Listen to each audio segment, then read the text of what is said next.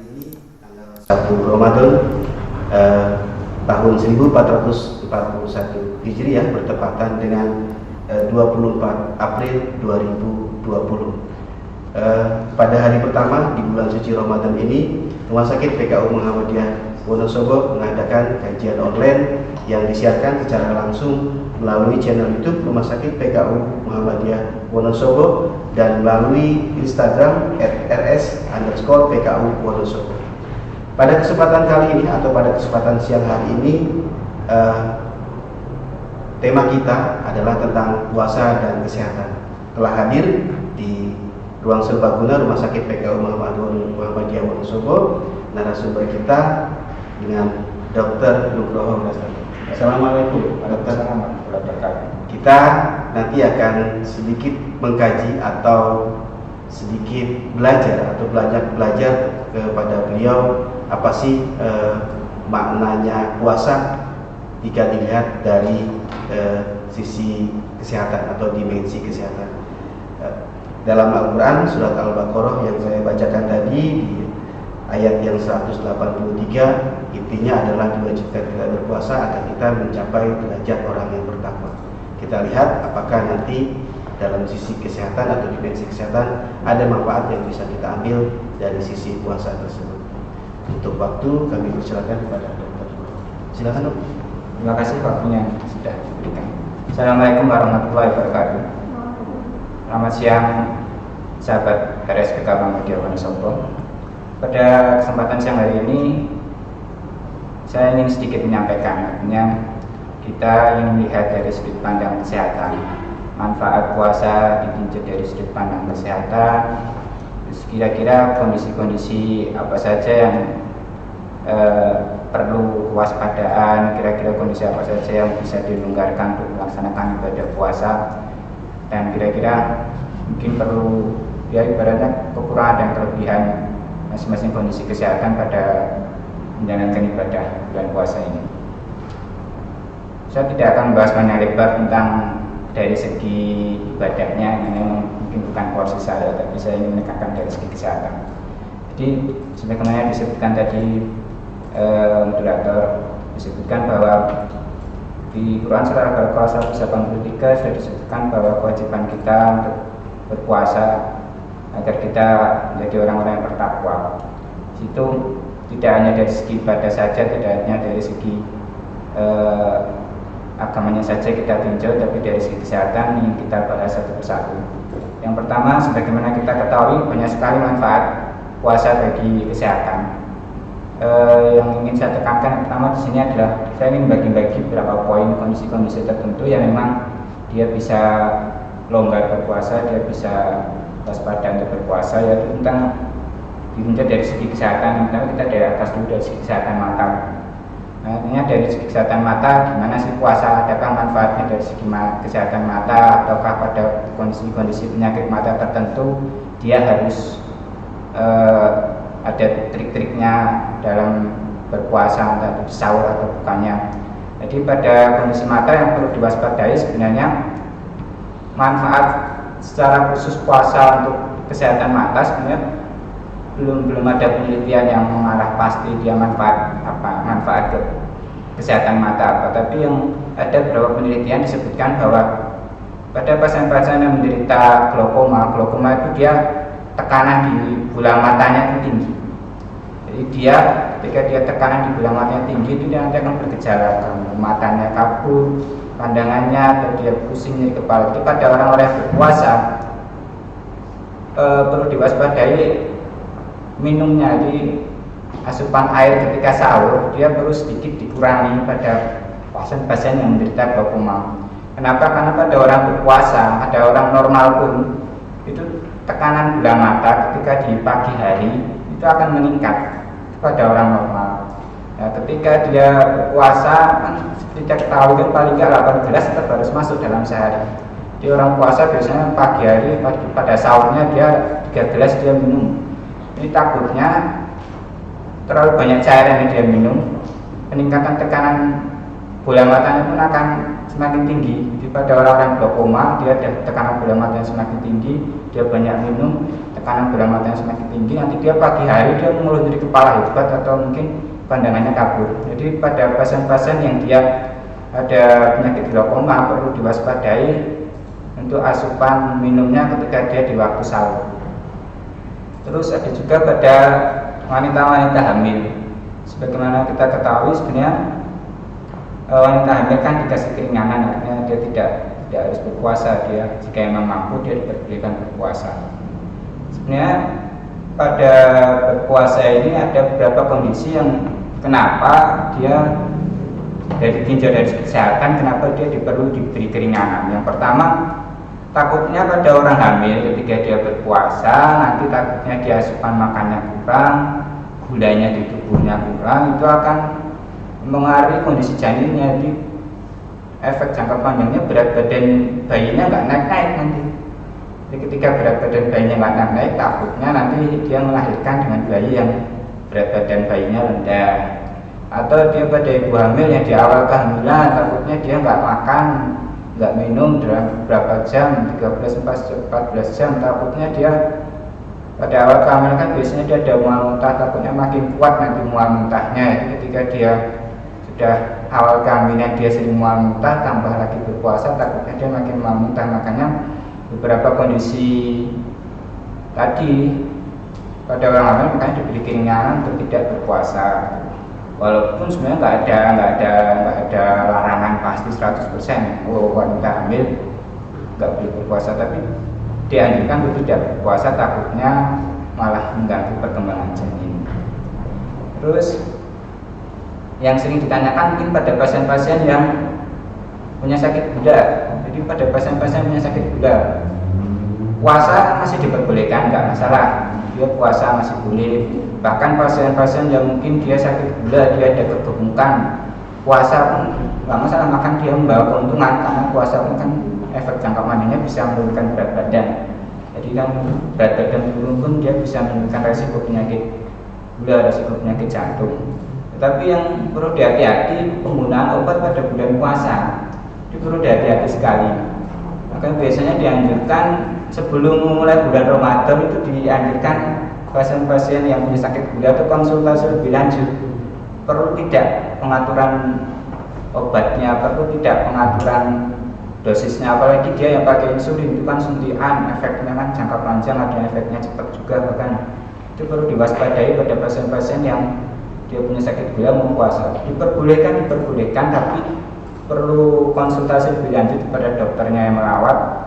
Kira-kira perlu diatur ulang nggak dosis obatnya atau dosis insulinnya, soalnya nanti pengaruh, takutnya di tengah-tengah puasa dia malamnya atau paginya dia nyuntik insulin, gulanya kedua lemes mau pingsan, ternyata gulanya turun karena dia efek insulinnya. Makanya perlu diwaspadai pada pasien yang punya sakit gula, apalagi dia pakai insulin dia mau berpuasa, perlu konsultasi lebih lanjut ke dokter yang merawatnya.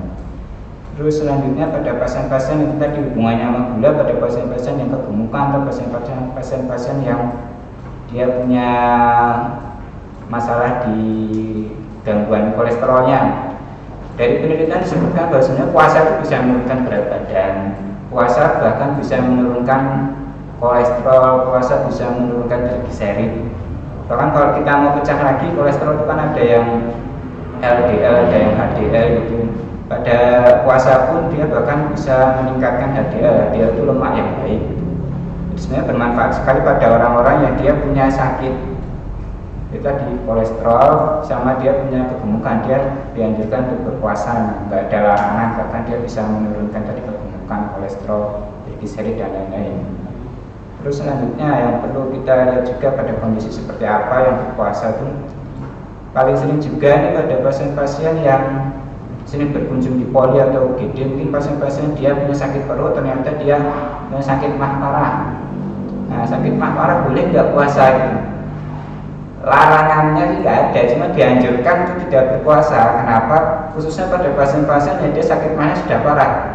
Jadi kalau dia sampai ada luka-luka di dalam lambungnya itu kan sakit mah yang sudah parah, itu biasanya sudah tidak dianjurkan untuk berpuasa. Takutnya kenapa? Nanti malah makin memperparah kondisi penyakitnya. Jadi takutnya makin parah, makin enggak membaik. Jadi dianjurkan tidak berpuasa pada pasien-pasien punya sakit mah parah. Nah, biasanya kita kapan tahu itu sakit mahnya parah apa enggak, ya konsultasi ke dokter, sama bahkan sebenarnya ada pemeriksaan lebih lanjut kayak dimasukkan alat itu masuk ke lambungnya, nanti dilihat di lambungnya ada yang luka-luka apa enggak. Nah, banyak lukanya ya dianjurkan untuk tidak berpuasa dulu, takutnya makin memperparah. Terus dari segi daya tahan tubuh, jadi ada penelitian juga menyebutkan dia pada pasien-pasien orang berpuasa itu dia bisa meningkatkan imunitas, dia bisa meningkatkan daya tahan tubuhnya. Jadi di tubuh kita ini sebenarnya dia ada antibodi. Antibodi itu buat melawan kuman, buat melawan bakteri. Ya, itu sudah diteliti pada pasien-pasien yang berpuasa, dia bahkan akan meningkatkan antibodi tadi, akan meningkatkan imunitas. Tapi di penelitian itu juga disebutkan ada satu bagiannya dia imunitasnya malah akan menurun, yaitu di bagian mulut. Jadi di bagian mulut disebutkan imunitasnya malah akan menurun. Makanya dianjurkan pada orang berpuasa jangan sampai melupakan kebersihan giginya. Jadi pada sahur setelah buka dianjurkan untuk sikat gigi, bahkan kalau perlu pakai pembersih mulut, pakai cairan pembersih mulut kalau perlu. Jadi ternyata sudah ada penelitiannya disebutkan bahwa dia bisa meningkatkan daya tahan tubuh. Tapi kalau untuk rongga mulut malah dia tidak meningkatkan daya tahan tubuh. Makanya dianjurkan untuk tetap menjaga kesehatan mulutnya pada pasien-pasien yang berpuasa. Terus ada tambahan juga pada pasien-pasien yang punya penyakit gagal ginjal.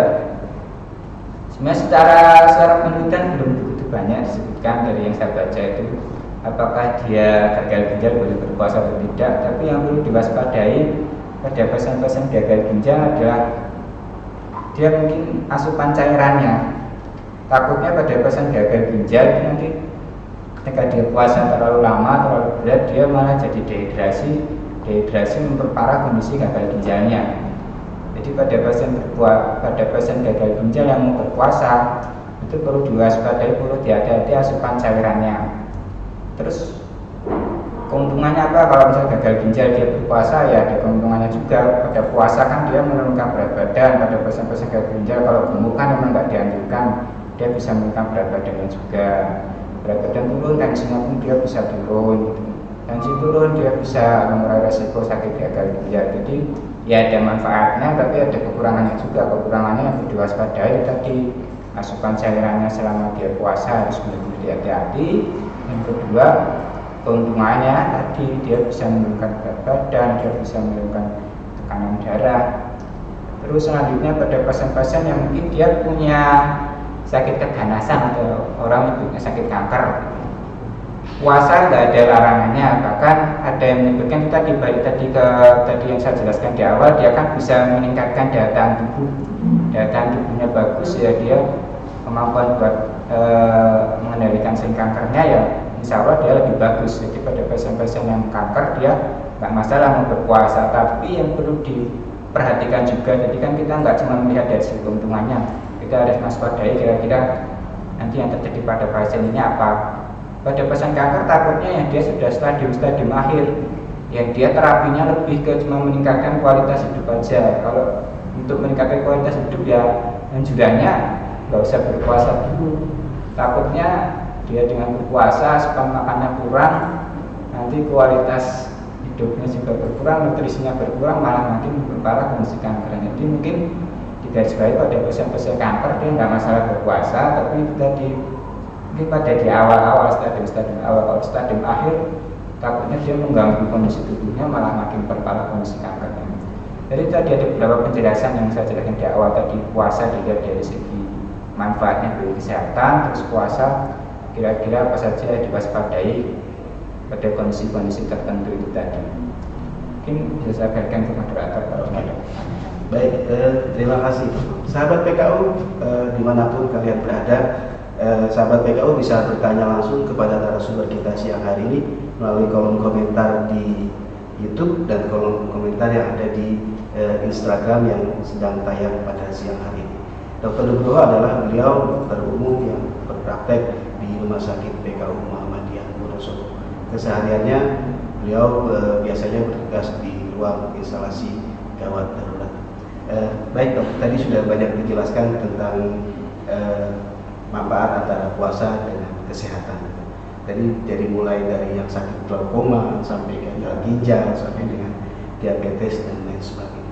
Pada dasarnya mungkin tadi ya dok ya, kalau puasa bisa menurunkan berat badan menurunkan kolesterol sampai dengan kolesterol yang merugikan tadi LDL dan HDL dan lain sebagainya. Baik, kita langsung aja melihat pertanyaan yang dikirimkan oleh audien yang sedang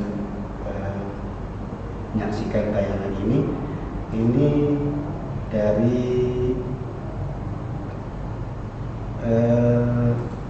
yang bertanya ya, dari Mbak Desi. Mbak Desi bertanya, kalau sedang menjalani pengobatan dan harus konsumsi obat 3 kali sehari, kira-kira bisa nggak untuk puasa dok? Itu bagaimana cara mengantisipasi bisa 3 kali?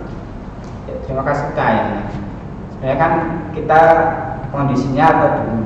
Jadi kan kalau memang dia kondisinya memang diharuskan sakot itu artinya dia memang obatnya dosisnya harus 3 kali atau waktu paruh obatnya itu kan sebenarnya dosis 3 kali sehari itu kan sebenarnya bagusnya kan per 8 jam, bukan melihatnya pagi siang malam. Yang paling bagus kan kita melihatnya jamnya jam berapa, per 8 jam kah atau per 12 jam kah, itu kan sebenarnya dilihat dari itu.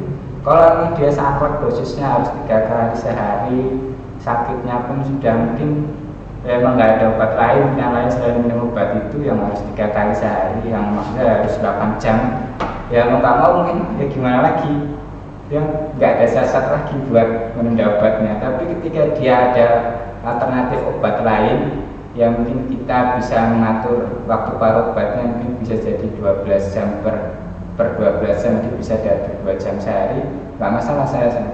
Jadi sebenarnya tergantung lagi balik ke penyakitnya apa sama jenis obatnya apa. Kalau memang dia sakit harus per 8 jam, sakitnya pun sakit yang memang nggak ada obat selain pilihan obat selain per 8 jam tadi, ya mau gimana lagi, ya mungkin bisa nggak ada pelonggaran. Itu mungkin kalau ya imbasnya seperti kalau tidak minum obat itu dia akan merasa sakit, mungkin seperti itu. Tapi kalau masih bisa ditahan mungkin per 12 jam bisa lah, sahur dan buka ya, itu per 12 jam bisa. Jadi itu jawaban dari Dr. Nugroho untuk obat yang anjuran minum sehari 3 kali. Selanjutnya ada lagi dok pertanyaan, bagaimana anjuran bagi mereka yang sedang menderita sakit gangguan pada pola buang air kecil, yang notabene jika kurang minum air saat akan BAK akan terasa sakit, namun ketika sudah berbuka dan sudah minum air tidak merasa sakit. Bagaimana solusi untuk pasien ini? Misalnya pasien itu penderita usia 50 tahun seperti itu, jadi gangguan buang air kecil seperti itu. Ya, terima kasih pertanyaan. Jadi sebenarnya kan tadi arah pertanyaan lebih ke pasien-pasien yang mungkin dia beresiko infeksi saluran kencing. Jadi kalau dia minumnya kurang, ya dia risiko infeksi saluran kencing. Kan sebenarnya sudah kita ketahui kebutuhan sehari itu kan 18. Ini udah banyak anjuran dari dokter-dokter, banyak anjuran bahkan tidak disebutkan 18 hari kita bisa minum sahur 3 gelas, buka 2-3 gelas, sebelum tidur 2-3 gelas. Selama kita mematuhi anjuran 18 hari itu saya rasa nggak masalah. Terus kalau yang perlu diwaspadai sebenarnya nggak cuma asupan minumnya juga. Jadi dia pada pasien-pasien sering masalah di gangguan kencing itu kan kadang yang sering lupa selain asupan minum cairannya, dia juga lupa kadang sering ngampet pipisnya, dia mau kencing diampet-ampet ditantang, itu juga bisa saja bikin masalah di kencingnya. Atau dia kadang ya dia sakit sedikit nggak langsung berobat, jadi tunggu sampai parah baru dia mau berobat gitu.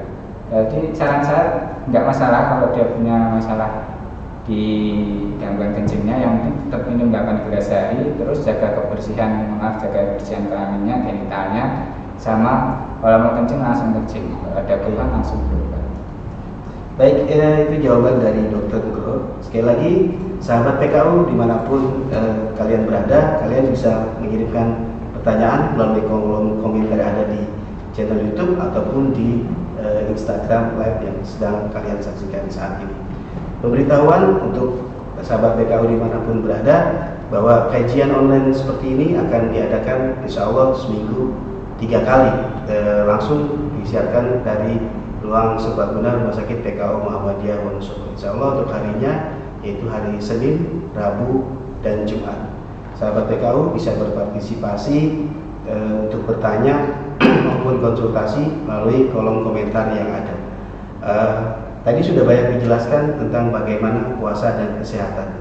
Bila sahabat PKU mengalami sakit yang saat ini emang belum tahu kondisinya termasuk parah atau belum parah, sahabat PKU bisa langsung berkonsultasi ke Rumah Sakit PKU Muhammadiyah Wonosobo dengan nanti berkonsultasi dengan dokter-dokter yang sudah siap atau standby di layanan Rumah Sakit PKU Muhammadiyah Wonosobo. Masih kami tunggu pertanyaan dan kolom yang sahabat PKU bisa kirim melalui kolom komentar yang ada di IG maupun yang ada di kolom komentar yang ada di YouTube. Jadi ingin menambahkan juga Mas Madi. Kan yang sebenarnya tadi kan sudah banyak dijelaskan manfaatnya apa, kondisi-kondisi apa yang perlu diwaspadai atau trik-triknya.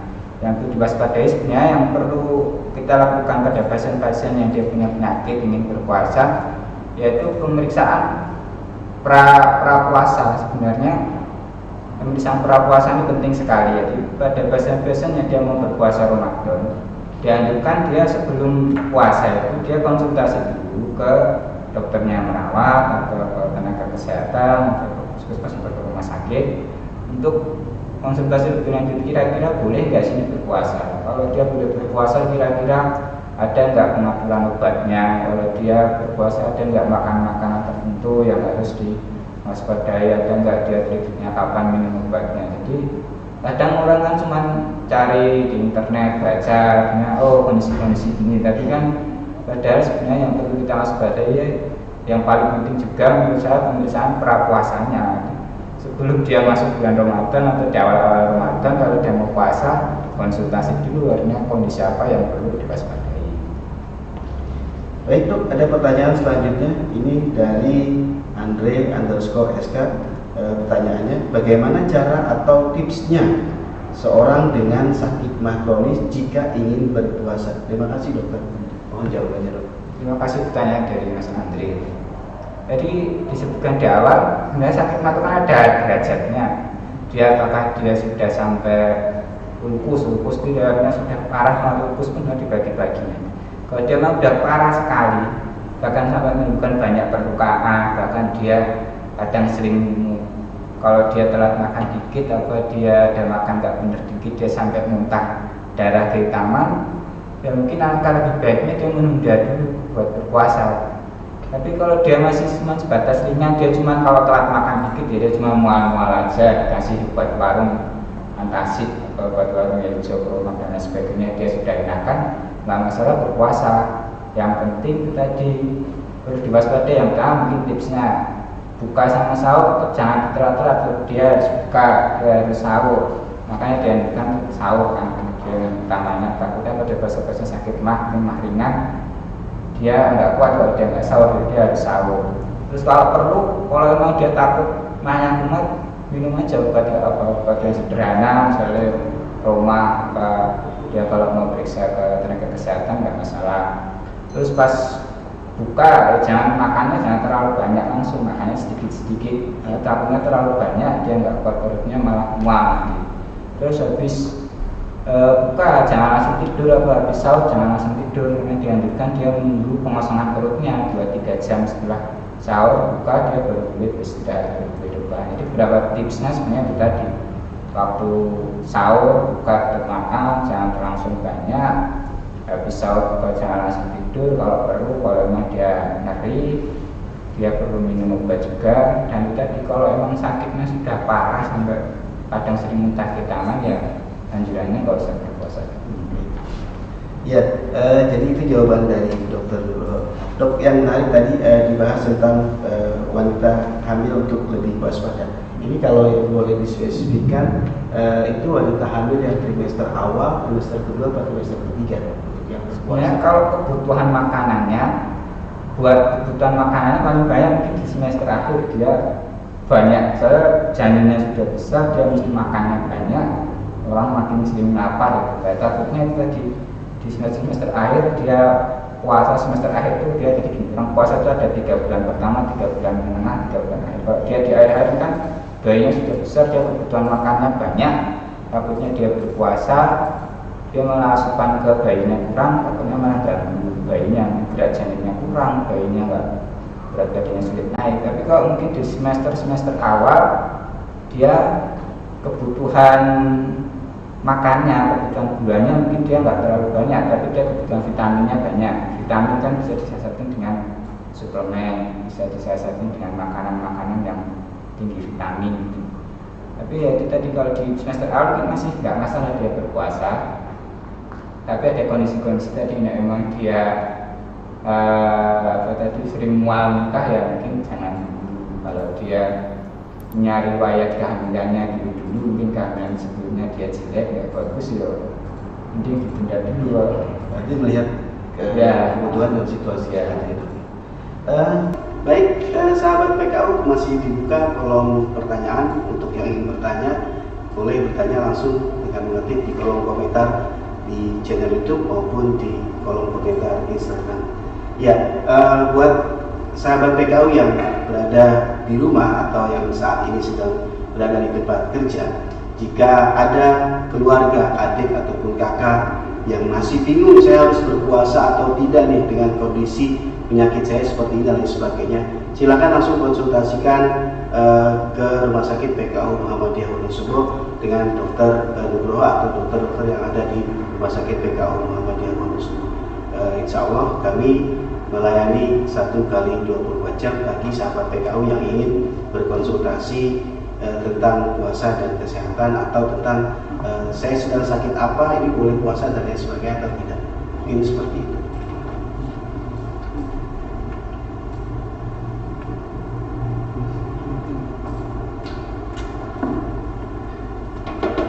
Baik, sahabat PKU, seperti kita ketahui bersama tadi yang sudah dijelaskan oleh Dr. Nugroho, bahwa setiap penyakit itu perlakuannya berbeda dengan kondisinya, atau berbeda perlakuannya obat dan lain sebagainya. Oleh karena itu tidak memaksakan untuk berpuasa ketika emang kita diagnosa mempunyai suatu penyakit yang sangat parah, karena mungkin akan mengancam jiwa dan lain sebagainya. Oleh karena itu, seberapa direkomendasikan kita untuk berpuasa atau tidak, silakan konsultasikan langsung ke dokter yang ada di Rumah Sakit PKU Muhammadiyah Wonosobo. Saya akan buka lagi kolom pertanyaannya. Baik, dokter mungkin bisa memberikan saran ke sahabat PKU, apa sih tips atau triknya di bulan suci Ramadan ini kita pengen puasa tetap fit? Baik, misalnya yang ibu hamil tadi, yang kalau sudah kronis atau yang penyakit mungkin trik-trik ringan aja deh untuk tetap fit untuk berpuasa. Prinsipnya ketika kita punya penyakit kondisi-kondisi tertentu, kita mau berpuasa, yang perlu ditekankan adalah tadi yang saya bilang di awal, yaitu pemeriksaan prapuasa. Ada kondisi-kondisi tertentu yang memang dia punya penyakit-penyakit tertentu, yang apalagi penyakit kronis, maka dia harus ada konsultasi atau pemeriksaan prapuasa, artinya boleh atau tidak dia menjalankan ibadah puasa. Takutnya dengan ibadah puasa malah lagi bertambah dosanya. Terus yang kedua, tips secara umum sih prinsipnya, yang pertama kita lihat dari sahurnya dulu. Tetap jangan lupakan sahur tetap dilaksanakan, tetap makan. Saran saya jangan terlalu banyak makan makanan yang buah atau sayur yang dia gampang dicerna. Terus selain itu juga banyak makan tinggi protein yang dia bisa bertahan lama di perut, jadi dia nggak gampang masalah. Takutnya kalau dia tinggi karbohidrat nanti dia kan cepet habisnya di perut, jadi dia nanti biasanya di pagi hari menjelang siang dia udah kelaparan, tapi kalau protein dari hewan utama itu kan dia kan lama habisnya di perut, jadi dia bisa bertahan lama, nanti nggak gampang lapar, nggak gampang Mas. Terus selain juga cairan, tadi banyak minum sesuai anjurannya 8 gelas sehari, tetap jangan dilupakan. Enggak boleh 3 di sahur, 3 dibuka, 2 sebelum tidur, atau 3, 2, 3 nggak masalah. Artinya cairannya tetap dipenuhi. Terus berbukanya gimana? Berbukanya jadi jangan banyak-banyak prinsipnya. Kalau misalnya dia tidak punya sakit mah dan langsung buka terlalu banyak, dia bisa malah nyeri perut. Artinya dia berbuka jangan langsung yang berat, karena kasih ringan-ringan dulu, takutnya nanti dia kan sudah istirahat selama berapa jangka, 12 jam, 13 jam, terus sudah istirahat, kita ngasih makanan yang berat, dia takutnya nggak kuat, jadi dianjurkan makanan-makanan yang ringan. Kalau makan, dianjurkan makan kurma karena dia kandungan gulanya kan tinggi, jadi dia sekali makan kurma dia nggak begitu lemes. Nah, dianjurkan di awal makan kurma, nanti dikasih jeda belum makan besar, jadi bukanya jangan terlalu besar, terus dari yang dulu baru kita makan besar. Terus jangan langsung tidur habis buka, karena kan dia takutnya yang punya sakit mah nanti malah makin parah, dia harus dikasih jeda. Yang perlu diwaspadai juga tadi, artinya dengan orang berpuasa jangan sampai membatasi aktivitas kita. Aktivitas tetap jalan, olahraga tetap jalan, yang penting asupan makanannya bisa kita atur, yang besar kapan, terus yang ringan-ringan kapan. Baik, sahabat PKO dimanapun kalian berada, demikian tadi tips yang diberikan oleh Dr. Nugroho. Pada intinya kalau boleh saya simpulkan, yang pertama adalah bagi sahabat PKO yang mempunyai penyakit kronis atau penyakit yang sudah lama diderita, jika ingin berpuasa, alangkah baiknya konsultasikan dulu lah kepada ahlinya atau kepada dokter, tidak hanya lewat Google dan lain sebagainya, artinya bisa dipertanggungjawabkan. Silakan konsultasikan keluhan dan lain sebagainya di Rumah Sakit PKU Muhammadiyah Wonosobo. Banyak konsumsi yang tinggi protein, jangan lupa asupan cairan untuk kebutuhan tubuh, ya seperti itu ya Dok ya. Terus jangan langsung tidur setelah berbuka atau setelah sahur, karena ini yang kadang-kadang bikin orang terlena, habis kekenyangan pasti langsung tidur. Ya, demikian kajian online siang ini dengan tema puasa dan kesehatan. Terima kasih Dr. Nugroho atas waktunya untuk siang ini berbagi tips bersama seputar puasa dan kesehatan. Terima kasih rekan-rekan.